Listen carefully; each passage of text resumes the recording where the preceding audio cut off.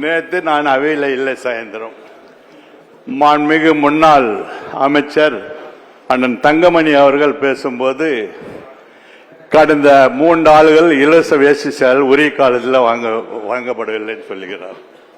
உங்களுக்கு தெரியும், பொதுவாகவே நான் 2007 இல்ல உங்க ஆட்சி 2012 நீங்க என்ன பண்ணிருக்கேன்னு சொல்லிடுவோம். என்ன பண்ணிருக்கோங்கிறத பதிலா சொல்லி அது இல்ல குற்றம் இல்ல, அதுக்கு பதில் சொல்றேங்க.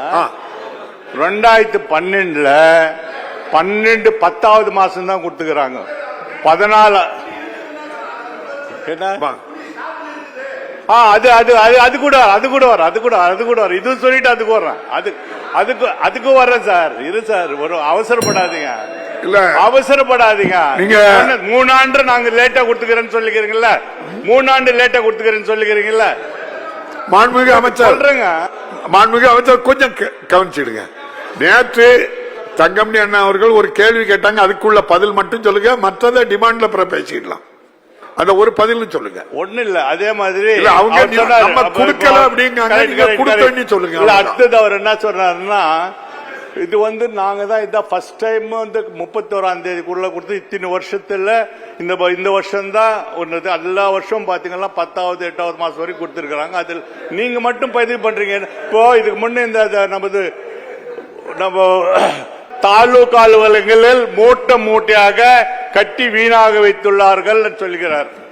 எங்க எந்த தாலுகா சொன்னா நான் ரெவின்யூக்கு சொல்லி, அது எங்களதில்ல, ரெவின்யூக்கு சொல்லி உடனடியாக நடவடிக்கை எடுக்கப்படும் என்று சொல்லாத பொதுவா சொல்லிருங்க. அது சொல்லாதுங்க, அது நல்லதுதான். அப்படி இருந்தா நாங்க ஆக்ஷன் எடுக்கிறோம். எதுக்கு சொல்றோம்னா, இப்போ இந்த ஆட்சி எங்களுக்கு எங்க முதலமைச்சர் அப்படி இல்ல.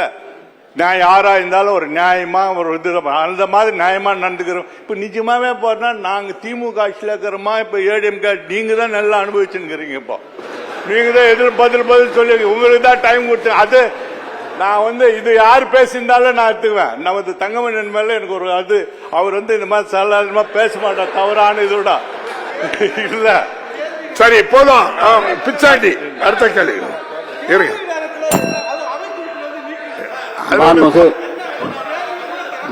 மாண்புமிகு பேரவைத் தலைவர் அவர்களே, மாண்புமிகு பேரவைத் தலைவர் அவர்களே,